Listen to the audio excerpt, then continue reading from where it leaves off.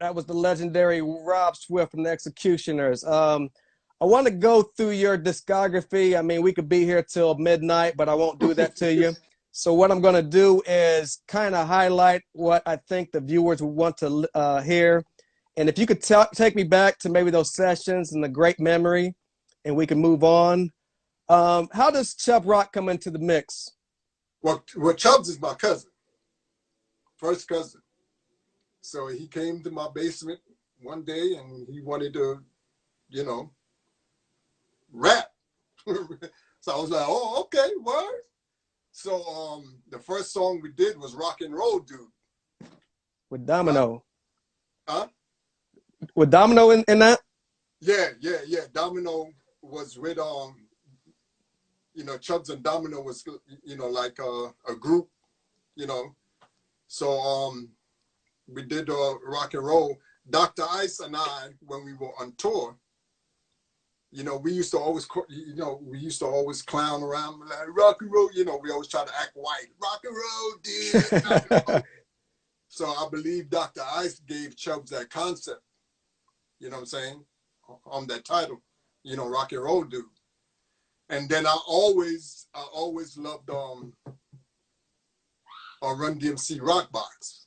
So I was like, man, I wonder if I could come up with a, you know, like a hip hop rock track, you know, like the Run DMC. Because if you listen to Rock and Roll Dude, I have the same cowbell pattern. Ging, ging, ging, ging, ging, ging. Because that's the only thing I took from, you know, the idea I took, and then I came up with it. There was a rock record. I don't remember the name of the record, but the way the record ended was the guy hit a note, bang. So I sampled that sustained rock note, and that's how I played the rock and roll. You know, make it sound like a guitar. Bang, bang, bang. You know, it was a sample of a guitar, rock guitar. Right. You know, so I was doing stuff like that to come up with a nice, you know, hip hop rock track. You know, so, and then Chubbs didn't do the lyrics in the basement. We went to the studio and recorded there, you know, because I didn't have, at that time, I didn't have like a microphone and all that type of stuff. So we went to you know, he got signed to Select. These guys on True Blue, you know, end up being, you know, Chubb's manager, you know, because we all came from same little neighborhood, you know, so, you know, they wanted to be managers and stuff like that. So they end up managing, you know, Chubbs and Little Sean and Special Ed and stuff like that. So, you know, that's how Chubbs ended up getting a deal of Select because, you know, since we were messing around with UTFO and all that, UTFO is on Select, so let's take it to Select. And he signed it. So, you know, it was always fun.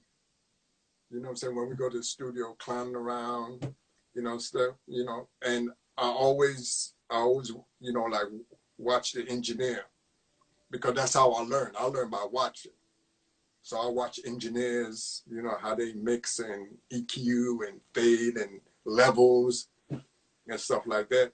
So after Chubb's first album, his second album, I recorded the music, recorded his vocals, and mixed it and all that in my basement. You know, and because it's all about your ear. When it comes to production and mixing, it's about your ear. Right. You know, a lot of people think you have to go to a professional studio to get that kind of quality, you know, mix and sound, and you don't. It's all about your ear. You know what I'm saying? So I guess I just have good ears because a lot of people don't know that was done in the basement with paneling on the wall and red carpet. You know what I'm saying? And what kind of adjustments did you make personally from the first album to the second album? Did you stick to the script, or is the equipment and experimentation progressing through albums? Yeah, the equipment progressed. Yeah, because you know, after I recorded in a professional studio. Now I wanted to do it in my basement. I only had that, I had that 8-track, that Tascam. I had the Tascam 388, which was an 8-track. You had 8 faders, and the reel-to-reel, a 7-inch reel-to-reel, was attached to it. It was all one piece. You know what I'm saying? So, you know, I learned about, you know, recording the sync tone on the last track, the 8th track. So you only really got 7 tracks to work with. You know what I'm saying? Right. So, you know, a special song, special ed song, I Got It Made, I ran out of tracks. So the 808 that's on that record was never recorded.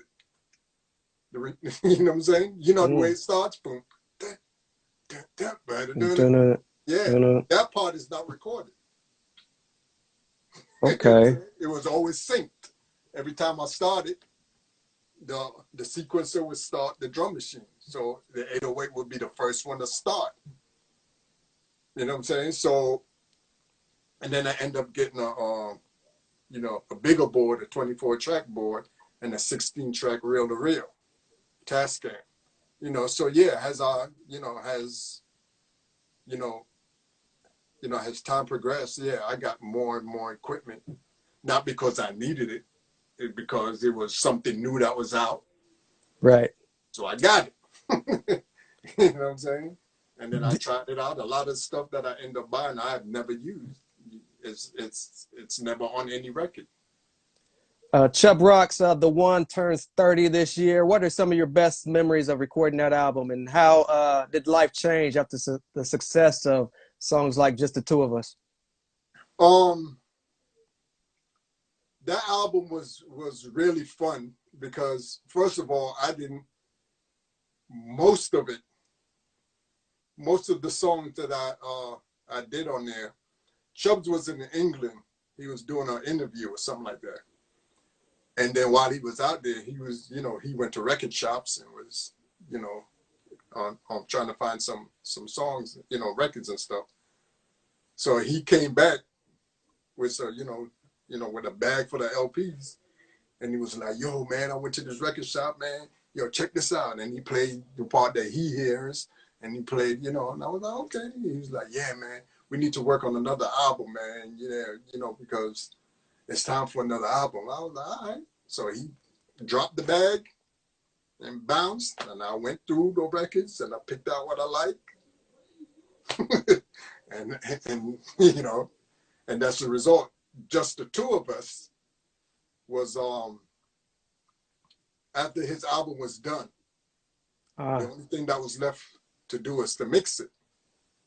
So, you know, as soon as the album is done, I just don't go straight and mix it. I give myself what I call a brain break, you know, from keep hearing these songs over and over, you know, to make sure, you know, I have enough stuff on the track that I wanted, or if there was something I didn't want, I'd remove it, and all that. The Chubbs, you know, does his vocals sound good? Because everything was recorded in the basement. There's times when people came by and rang the doorbell, and the doorbell is in the recording. So we had to, so he had to do his vocals over instead of, you know, so you won't hear the doorbell. And then sometimes people won't use the doorbell, they knock on the window. You know what I'm saying? So you hear the knock on the window. So we had to do that recording over, blah, blah, blah. So I was giving myself a brain break. So there's this guy that also lived around the way. He wanted to do like some reggae, you know, some reggae stuff. So I recorded maybe like 4 demos. You know, it was like some basic track. It wasn't really the track I wanted to use. I just needed his vocals. So he laid his vocals down, blah, blah, blah. So when I was giving myself a brain break from Chubb's album, I wanted to mess around with his stuff to see what, to see what I could come up with. So I went to the record store and I was listening through some records. It was a record store that allowed you to play the records. They had like a little turntable. And, you know, you could go over there and play records and stuff like that. So when I played the Kofi, the Albert King cold feet. I was like, oh snap, it's nice, blah blah blah. So I think it cost me like $2 for the record. So when I got home, I sampled it, looped it, you know, added on beats, hi-hats, whatever, blah blah blah, right? And then there's a song that the guy did that the only thing I liked was his ad lib. I didn't like, you know, the lyrics that he was putting down or whatever. So I said, okay, let me use the ad lib as a hook, and then he could come and do the, you know, so out of some different lyrics or something like that. But I wanted to structure it like a you know, like a song, like verse, hook, verse, you know. So I sampled his vocals and I put it on the, you know, on the cold feet track, chilipi, chilipi, la la pa la pa li, li, li. And then while I had that looping going over and over and over and just vibing, you know, because I just have it playing. Because there's a lot of times that I have a track playing, I have it playing at a certain volume.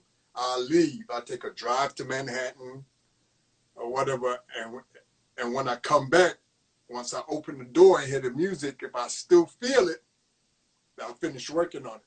If I don't feel it no more, I scrap it. You know, so I left, came back, and I was like, oh, snap. So I was working on it some more, and then Chubbs came, right? Because he's my first cousin. He don't ring bells. He just opened the door and come in. So he came downstairs, and he was like, yo, what is that? I was like, oh, I'm just messing around with this track, man, blah, blah, blah. He said, yo, that is going on the album. Sat down on the couch and wrote, just the two of us. I tell a lot of people this. The first, was it out of 12 or 16 bars, was mine. He wrote it for me to say. Oh. And I was like, nah, bro, I am not rapping on this, man. I was like, I am not an MC, bro. I am not, because he already got me on CD3. You know what I'm saying? I was like, nah, man, I ain't rapping, man. And he was like, yo, come on, man. I was like, nah. So he rewrote it. And if you pay attention, listen to the lyrics, it said, the hitman, yeah, you know it. The voice scratcher, because he was scared to kick a 16 bar. He's not a rap star. Not Ain't quite. that I am, but I'm the jam. jam. Wow. Okay. Fun So fact. that first 16 bars was mine. But he said he was scared to kick a 16 bar. He's not a rap star. Wow. We have Little Sean in the building. Can you take me back to a young Little Sean and Howie T working together? My man, Little Sean. Little Sean is a talented brother. I call him Hook, because he be coming up with these incredible hooks, man. And when we was working on his album, I mean, he was one of the artists that I'm always excited to record Sean, because I know his ideas and his flow, and you know, he come up with some great ideas. He come up with some great hooks. His flow is just like flawless to me. So I'm always, you know, anytime Sean come by and hang out or whatever, you know, even if he's there and he's not there to work on, you know, something of his, he'll always come up with an idea and be like, yo, you know, you could use this and you could use that, blah, blah, blah. So yeah, Sean, that's my man right there. That's what's up. Take us back to because young... Go ahead. Because on Strictly Business, the soundtrack, I guess I think it was Andre Harrell, wanted Sean to write a song for Father MC for the soundtrack, because the song ended up being Go Natalie, but first it was Go Beverly. Right? So he had to change it because the girl, you know, Halle Berry name, you know, ended up being, you know, Natalie. Right? And right. Then I believe I had a couple of tracks. And the track that we end up using is the one he picked. He was like, yo, we need to use this one. Because, you know, on what he wrote, you know what I'm saying, fit that track. You know, and what he wrote, it's a it's a banging song. Father MC couldn't have wrote that. You know what I'm saying? So yeah, Sean he's the man right there, bro. Right. Take us back to a young Special Ed.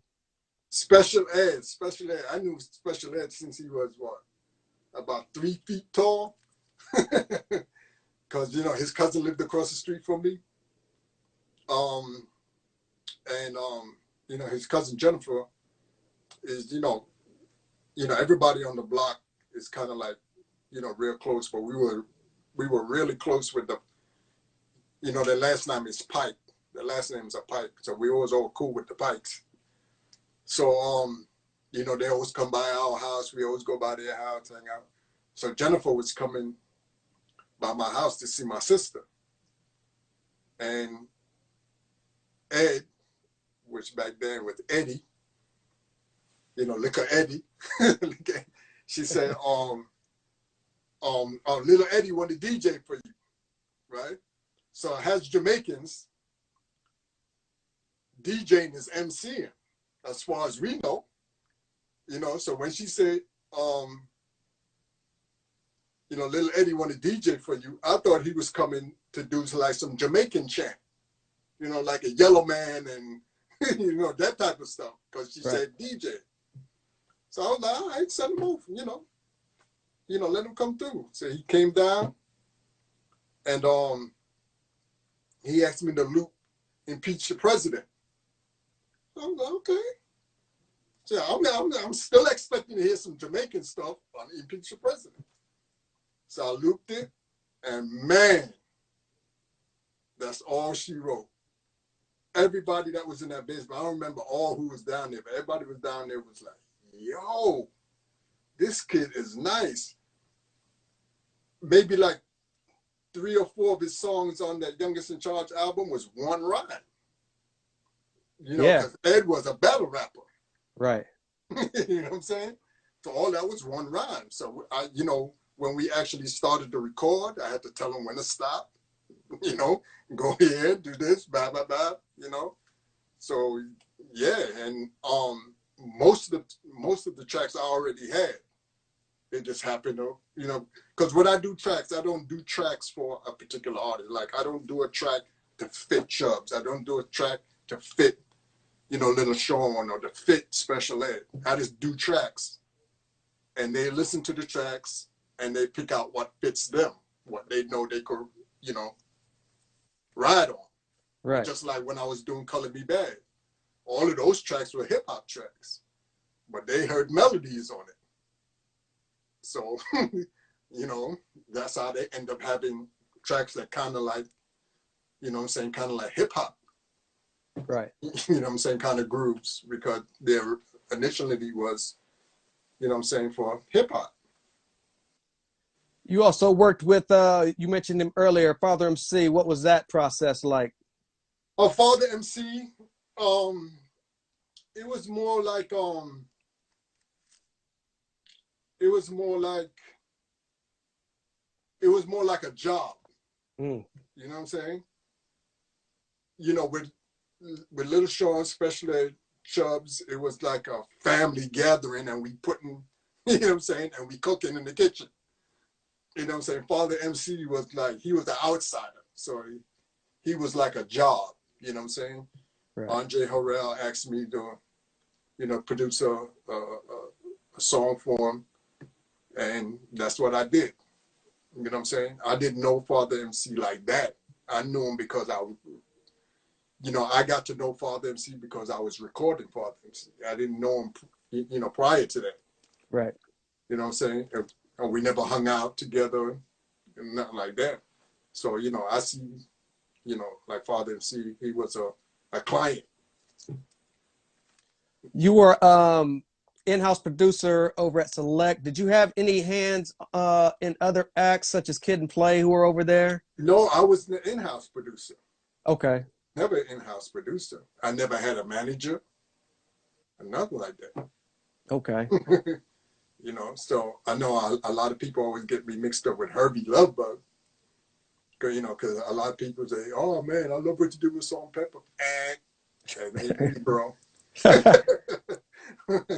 You know, but no, I was never an in-house producer. I never had I never had like a production team or anything like that.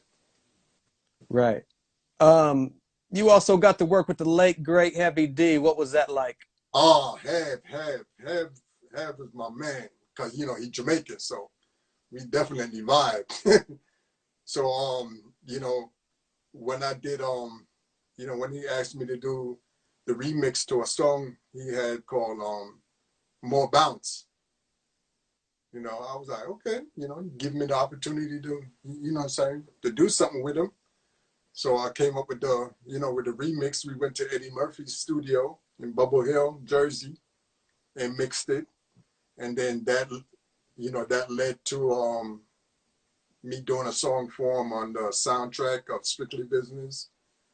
And then I ended up doing a song for him on Peaceful Journey. Now, the funny thing about that is the song I did for Have, you know, I Can Make You Go Ooh, um, you know, he wanted that to be his first single off of that album because it was introducing the, you know, the public to something different that he could do. It wasn't Right. always, you know, the party going, you know what I'm saying? But, you know, but because Teddy Riley was, you know, the top producer at Uptown or period, you know, Andre Harrell said, you know, his first song had to be something that Teddy did. You know, I mean, Teddy's my man. I ain't got nothing against Teddy, but that was you know what I'm saying, that was an Uptown decision. Right. You know, but he wanted the song that him and I did to be the single because it was introducing him as something, you know, something different than the norm. You know, and it was a great song. It turned out, you know what I'm saying, turned out great. The way I did the you know, the bridge with the horns and all that, it just introduced, you know, the song flow altogether was just totally different for him. He never did anything like that. So he wanted that to be the first single, and it never turned out that way. Gotcha. Can you take me back to the creative process? You were known for working with a lot of hip hop artists.